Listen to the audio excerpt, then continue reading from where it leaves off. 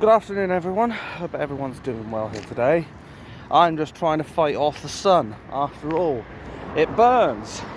A few years earlier, I think I might have melted into something like that puddle there. But no, I'm still alive, thankfully. And there's quite a lot to discuss, to be brutally honest, between Nigel the phony Farage, Lee 30 pence Anderson, Zia Yusuf, or maybe I was right first time, and of course, most importantly, Keir the traitor Starmer. So I guess the biggest bit of news right now is that Keir the traitor Starmer is apparently cutting NHS England. Apparently he wants less bureaucracy. Sounds like a crock of shit to me. It sounds more like he wants to screw over the indigenous British people by denying them rightful access to their healthcare. At least that's the way I read it. I mean, he's already screwed over the pensioners, he's trying to screw over soldiers, and now he's trying to screw over the people in the NHS. And they were all worried about Nigel the phony Farage trying to privatise the NHS. Well, that shit hasn't aged well, has it? At this point, this is just another item on a long list of treacherous things that Keir the traitor Starmer has done. And all of it, of course, to nobody's great surprise. It honestly baffles me how anybody can support Keir the traitor Starmer. As I said, he has about as much likability as a nonce in a nursery. And from this point onwards, I would like to tell people right now that I am going to be testing a few things. One of these being, I am now going to be using different terminology for things like those people who like to go around and touch kids of a certain religion. We'll be calling them GGs, and I think you can probably tell what they are. Another word for a collective group of people, and something we all like to do with our dogs as far as beauty is concerned, but not to children as far as other darker, sinister things is concerned. I'll be talking about people who use the weapon of terror to basically put fear into people. I will be calling them T's from now on, and until such time as this is over. I will be calling CW instead of civil the thing that Russia and Ukraine are doing, i.e. fighting each other. And VR, on that terminology, you should be able to figure out yourself. But there was a French one. Why am I saying this now? Because I want to figure out if YouTube are using bots to detect words to reduce my likelihood of videos getting through the algorithm. It could just be, of course, that people haven't got the bell notification on, or YouTube is fiddling about with it. So please make sure you have your notification bell set to whatever you want them set on, and make sure those wankers at YouTube don't stop you from seeing my content. There isn't really much else to say about Keir the traitor Starmer, as a lot of it is old news.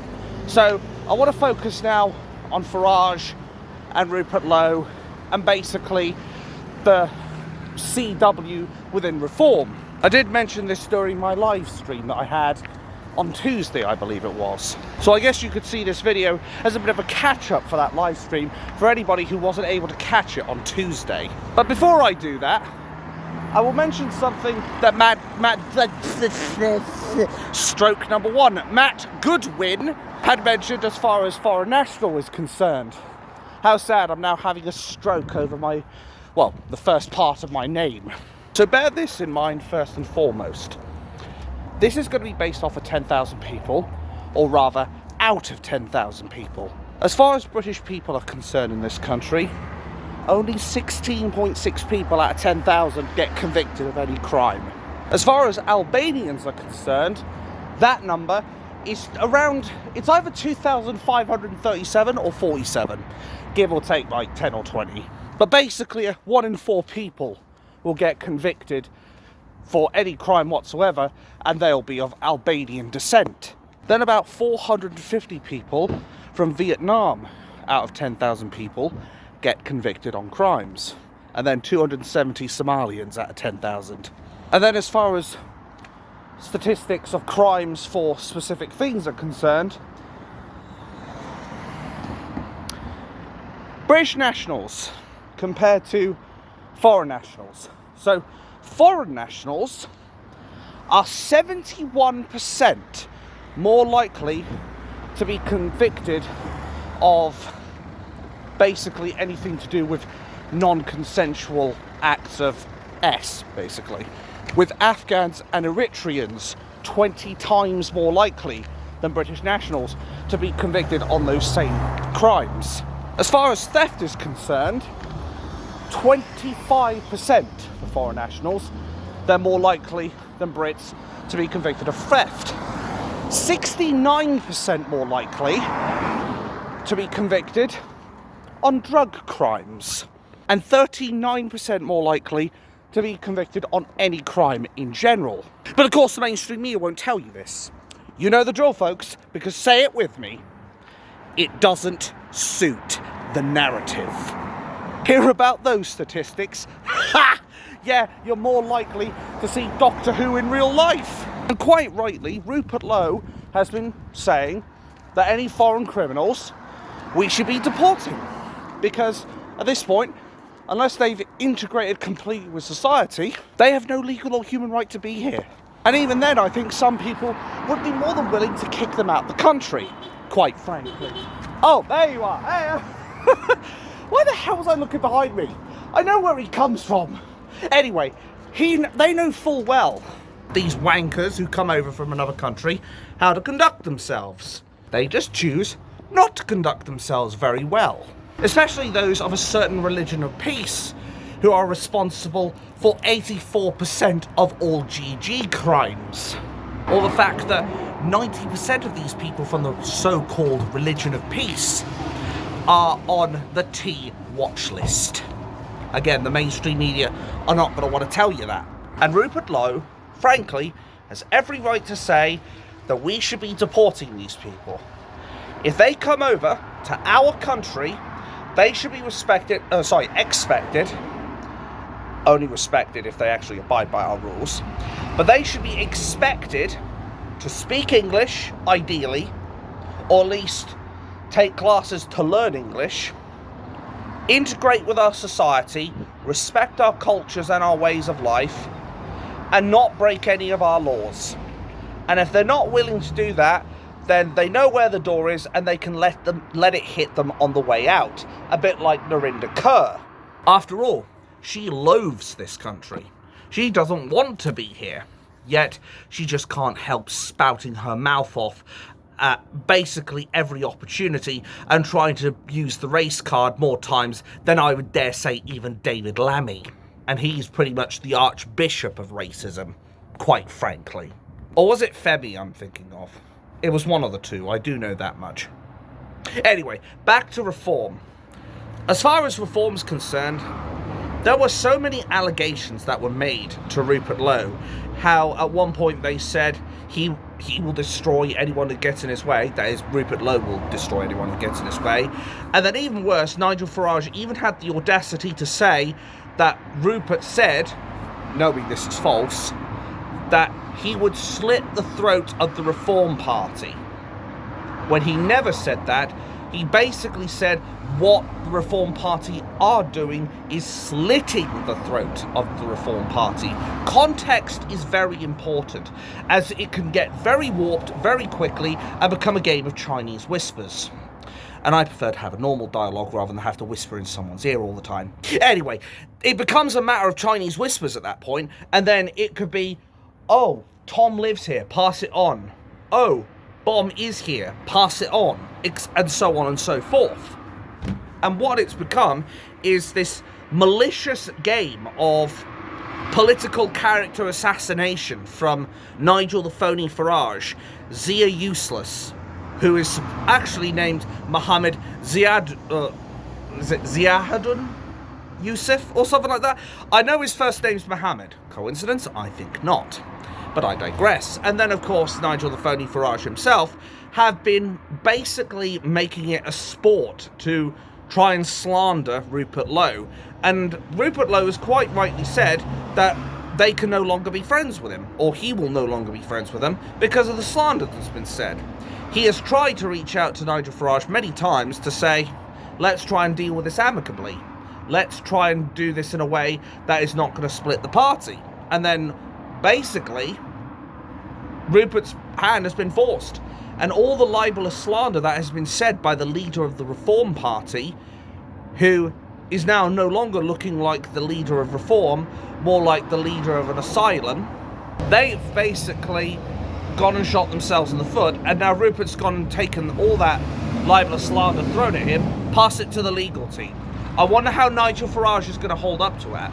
But apparently, and this is speculation at this point, because I don't know 100% if it's true, but apparently, I think Maya Tuzi is planning a live stream around 5 o'clock-ish. Basically, he's put in his title, and I know he's a bit clickbaity, but usually he tells the truth. Usually. But he says, apparently, that Tommy Robinson has effectively started this war, in a sense that he is basically funding Rupert Lowe and helping him do what he needs to do, quite frankly. Now, if this is truly the case, then Nigel Farage must surely realise he has just made a huge mistake right now, considering all the slander he put out towards Tommy Robinson. Surely they have to see that this is not going to end well for them now.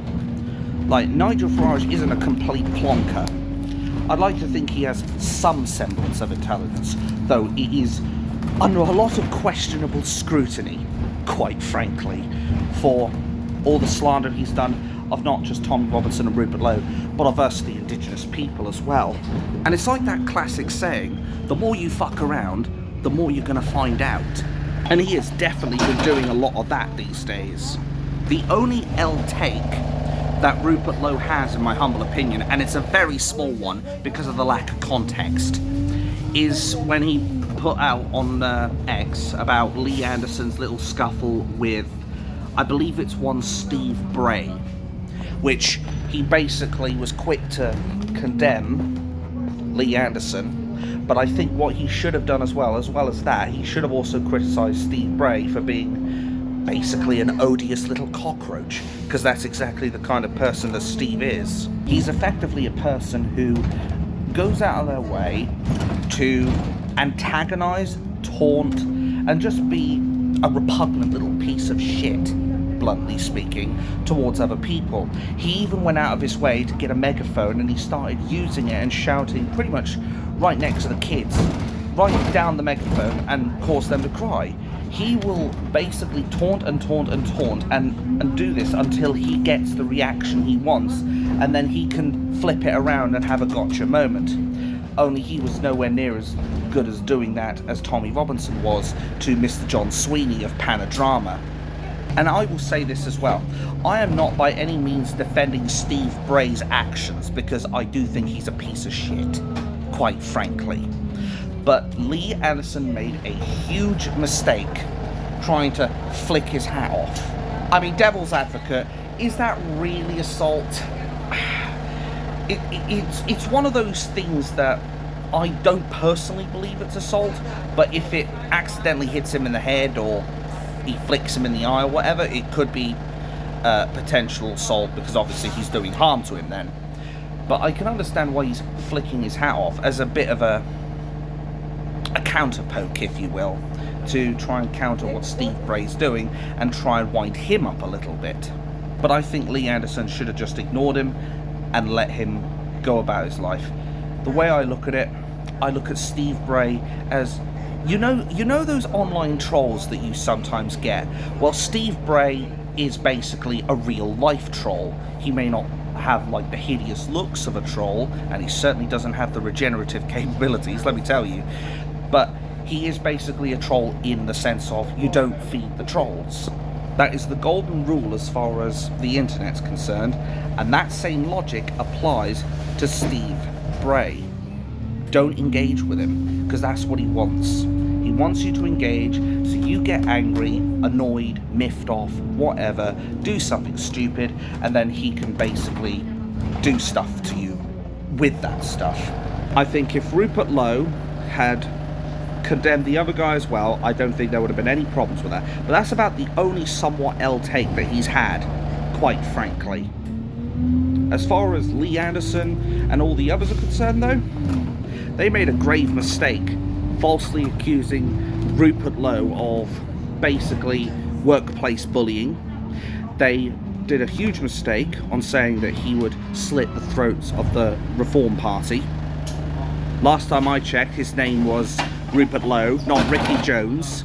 And there is absolutely nothing wrong with wanting mass deportations or wanting to get rid of a third world shithole death cult that is Islam. But that's something, of course, the mainstream media don't want to tell you. I guess Tommy Robinson did say it from the start, that Zia Yusuf, or Mohammed Yusuf, whatever you want to call him, has effectively compromised the Reform Party. Think about it. There's a certain religion that loves Muhammad as their first names. A lot of people who use Allah or Muhammad as their prophet, as it were. And I'm not talking about the profit you make when you make a decent sale. I mean, the way I look at it, there are various types of Islamic extremists, if you will. Think about it. Majid Nawaz is a very good prime example of something that I would say Mohammed Yusuf would fall under. Because Majid Nawaz, when he was part of a T group working for Islam, working towards J, basically he was responsible for stoking rebellions and instigating military coups. I mean, even to this day, Majid Nawaz likes to spout off a load of tripe and nonsense. So, it does stand to reason why a lot of people could be looked at in the same way as Majid. Majid may not be the sort of person who runs around with an AK-47 or tries to drive a car into people or tries to stab people at a dance concert or what have you. But what he is he is pulling the strings on the inside. He is working on the inside. He is effectively trying to blend in. Think of the Hitman games. Agent 47 has to blend into the crowd, try to get to his target, assassinate the target. That kind of thing. I mean, okay, he may not be assassinating people, but that is basically how people like him and, of course, Mohammed Yusuf work. They want to get inside places of political power, use that power to their advantage, and basically assassinate the United Kingdom from the inside out. I'm glad that Rupert Lowe has left that party. I think Rupert Lowe is a genuine person. I think Rupert Lowe has all the makings of a good MP bare minimum or a Prime Minister at his peak. I think he has the capacity to be our Donald Trump. I think he has the capacity to lead this country into a better age. What I find particularly, how do I put it? It makes me feel like I'm losing brain cells, and I only have 2 of those, so it's obviously put me in a great deal of danger in that sense. But jokes aside, there was one thing that really did make me feel like I was losing IQ, and that was when Nigel Farage came out and said, we can't get rid of the Muslim vote, we can't get rid of the Islamic vote, because if they do that, apparently they will lose. And I frankly believe that is a complete crock of crap. What is there to gain from pandering to a 5th century death cult? What positives are there to gain from having a death cult rule over this country under Sharia law that effectively treats women like second-class citizens? What is there to gain from that? Nothing. Whereas if we take out the trash, metaphorically speaking of course, and we remove this death cult from our society, where it is clearly doing damage, we have a lot more to gain. Our cultures will be regained, we will regain our spirit, we will regain our NHS, housing will not become as much of an issue. That's just to name a few things. There is a lot more to gain by kicking out Islam at its source than there is to appease to a death cult that wishes to take over the world. I know it's a cold, bitter pill for people to swallow it, or to swallow rather, But swallow it you most definitely will, because do you see Christians going out of their way to treat women as second-class citizens? Not on the scale that Islam does. Do you see Buddhists doing it? No, you don't. Do you see Hindus doing it? No, you don't. Do you see Catholics doing it? No, you don't. There is not one other religion out there in the world that makes women second-class citizens and punishes people who practice homosexuality with stoning to death or giving them a free first-class ticket off the top of a building. And I know what a lot of lefties are going to default back to, almost like a factory setting for your computer. But I know what argument they will default to because they don't really have much else to work with. And that is, what about white supremacy? Are you against white supremacy? Oh, of course I am. And I'm pretty sure Farage is too. But here's the thing. Nobody ever talks about Muslim supremacy, which is something that they practice a hell of a lot every day.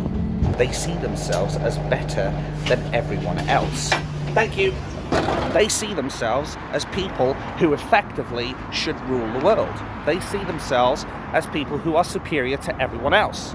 And I am here to say Islam is not superior to everyone else. In fact, if anything, I would probably say as far as their morality is concerned, they are inferior to everyone else. And I'm not afraid to fucking say that, because it's true. Do you know of any other religion that is about as advanced as a caveman with a club? I'm pretty sure the answer to that one is going to be a large, resounding no. But this is effectively what Nigel Farage is pandering to. He is pandering to the so-called religion of peace for his Mohammed master, as it were, Mohammed Ziadun Yusuf. He is pandering to him like you would not believe, and it is because of this guy that he has stepped back as far as immigration is concerned.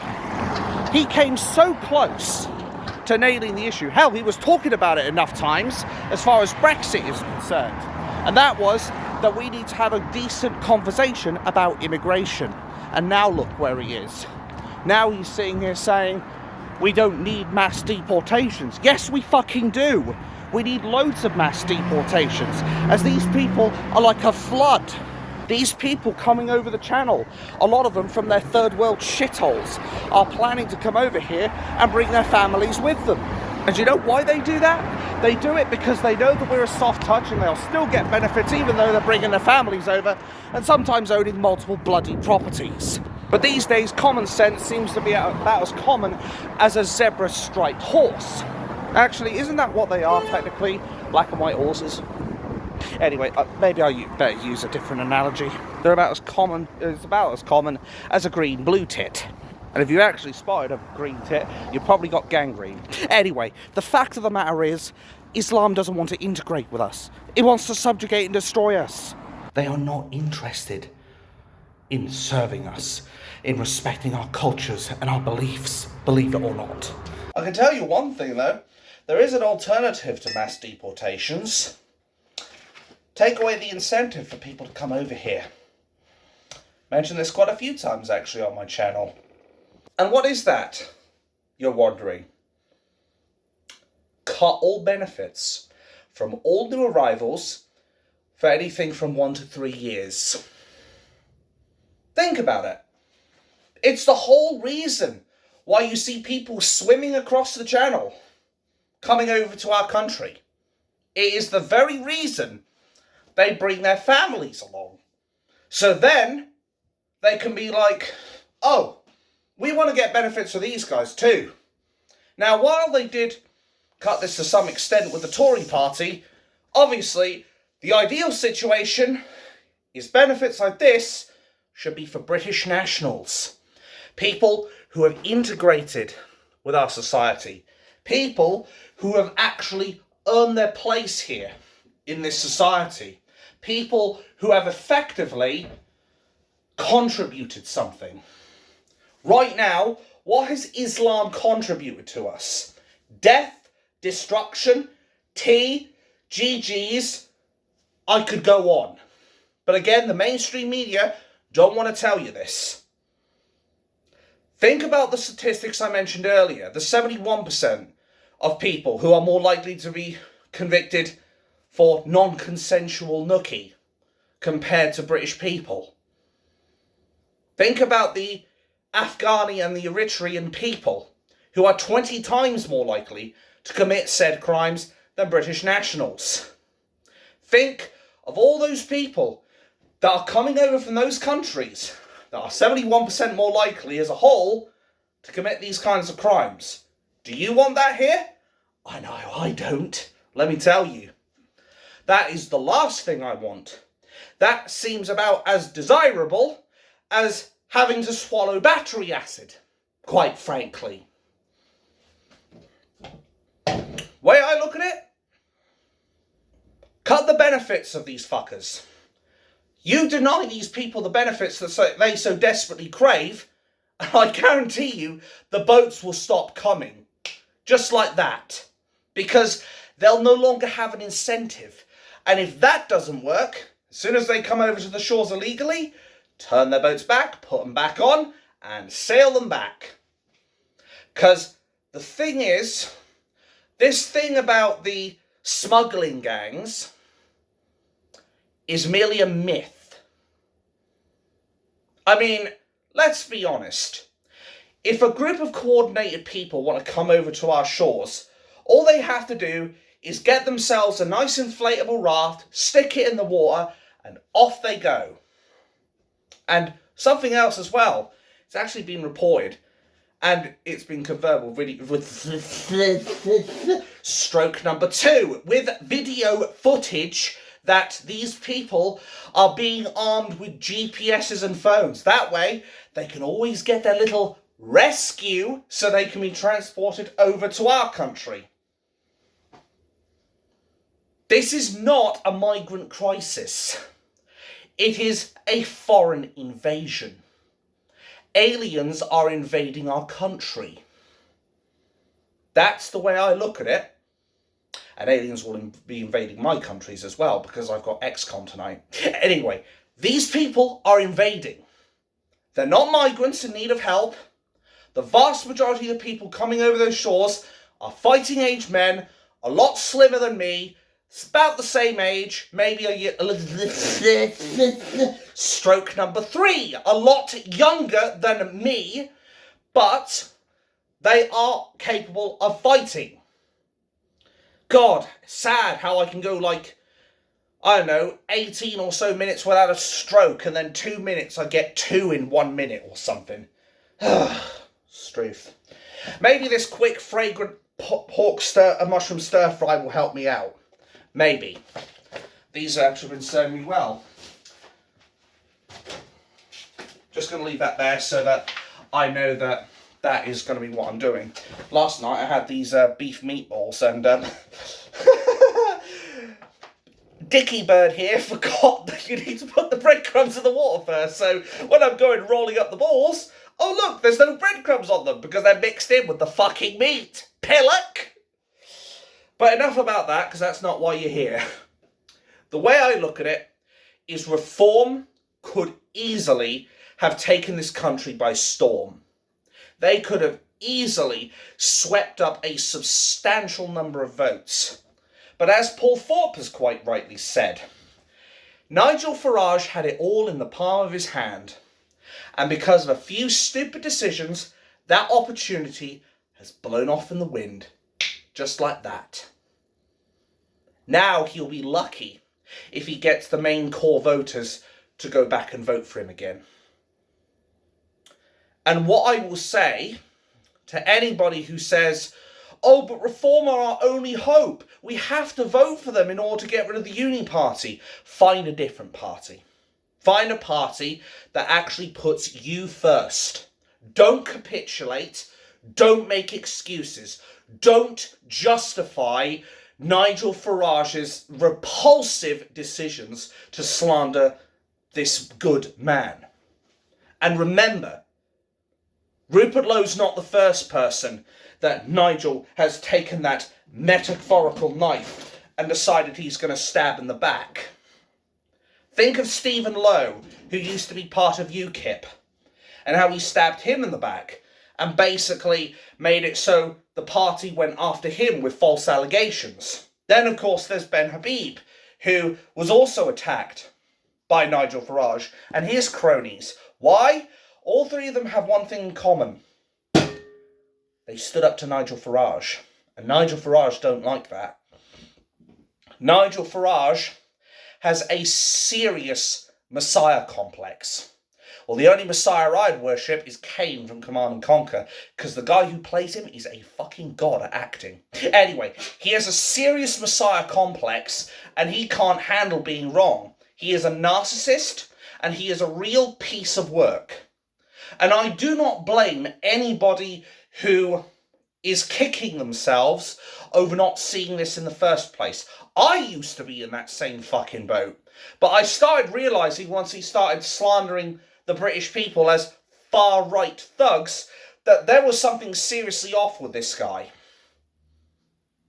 All this other stuff has done is confirm it in my mind that effectively Nigel Farage is definitely not one to trust. He has about as much honesty as a Pinocchio factory. Mind you, that's also Keir the traitor Starmer, so I guess those two would go hand in glove now, especially bearing in mind those two were seen in cahoots with one another in the Houses of Treachery, I'm in Parliament, or maybe I was right first time, and it stands to reason that after seeing this, seeing all these other actions, his acts of cowardice when the Brexit Party was formed, and how he basically started Brexit through UKIP, and then where was he when it was done? He fucked off. He left it to the rest of them to basically scupper our chances. Where was he when we needed him most? When the tough gets going, Nigel wants to get going. That's the cold, bitter truth. He's not a leader. He's not a Winston Churchill. He's a coward. Maybe not on the same level as Keir the traitor Starmer, who has pretty much been a coward all of his life. But he is a pretty big coward nonetheless. Of course, if Nigel Farage doesn't like that, he's free to fucking sue me. Frankly, I don't give a shit. Do you know what they say about there's nothing more dangerous than a man who has nothing to lose? I'm pretty close to that. So you'd gain sweet fuck all doing it. Meanwhile, if I can prove that you're slandering Rupert Lowe, how big do you think the payout's going to be to him? You get stuff out of me, you might get maybe $1,000, maybe 2 at most out of me. Whereas him, he could get hundreds of thousands because of the damage to his career. Because it is defamation. Something that I even said you need to sue Lord Heseltine over. Or sorry, not Heseltine, Peter Mandelson. When he effectively called you a T, Nigel Farage. I made the recommendation to you, you need to sue him. I don't see you have, though. Reform is crashing and burning. It's as simple as that. They are crashing and burning, and it is time to leave the sinking reform ship. Because that's what it is right now. It's no longer the HMS Reform, it's more like the little boat that you see on the side of ships as like a life raft, and it basically says on the side, the charcoal remains of the Reform Party, quite frankly. And sure, Rupert Lowe and Ben Habib, they're going to go through hard times. But you know what? They can pick themselves up. And they are the better men over you, Nigel Farage. And of course, Mohammed Ziauddin Yusuf. And Lee Anderson, the 30 pence wanker. Yeah, the guy who said that we could all live off of 30 pence. I'll tell you right now, this is about, at best, I used to get these in the past for like 40 pence. This would not be enough for me. It wouldn't even be enough for someone who's actually genuinely healthy. What do you think it's going to do for me? It would do nothing. Simple as that. It is lunacy at best. And absolute delusion at worst. These people in Reform, it's basically a messiah cult. They worship Farage. They treat him like a king. And who's the one who's having to pay the taxes? It'll be all of us if we vote for him. Instead, I would make a direct plea to Rupert Lowe and Ben Habib to join UKIP.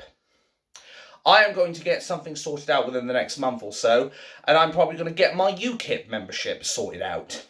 Because I think at this point, UKIP needs every available man, woman and child, and I'm too technically, to support them in their campaign to take out the trash that is Keir, the traitor, Starmer. They need every available person. And Nick Tenconi is a man based off of principles and a man who has the balls, whether up here or down there, or in my case both, to be able to make those hard decisions and stand up to the leftoid fascists, because they're the real fascists here, not us. The closest to far right that you're going to see as fascists is that so-called religion of peace that literally wants to rule over the world with an iron fist. The bottom line is this Reform Party is crashing and burning. They are sinking. They are floundering. They are not going to last. More and more people will start to realise the truth about Nigel Farage and his lies and his backstabbing and his cowardice. He has had more than enough chances to get it right with the British people. He has had more than enough chances to do the right bloody things. And yet, each and every time, Nigel Farage, Mohammed Ziauddin Youssef, Lee Anderson, Richard Tice, every single time they have been quite rightly confronted to resolve all of these issues surrounding the party, they decided to double down. And doubling down almost never works. All it does is it causes you to spiral even faster. And I can see it. I can look at it. It's almost like watching a great comet fall from the sky. And then instead of being this massive fireball and a massive explosion, it goes out with a... Because that's basically what it is now. That comet, that meteorite, has crumbled into nothingness. It has crumbled into non-existence. They thought they were going to have an impact on this world. Now they're going to have as much impact as a wet piece of toilet paper. And the way I see it, we need a real party that cares, that is willing to stand with that lot, as they decide to put it. UKIP is now the go-to option. That's the cold, bitter truth. I know it's going to be hard for some people because they see Nigel Farage as a leader. They see Reform as their only hope. But I am telling you, those are lies. Those are myths. They're like mirages in a desert. There may be water in there, but if you try to take a drink from that water in the desert, the only thing you'll taste is cold, gritty sand.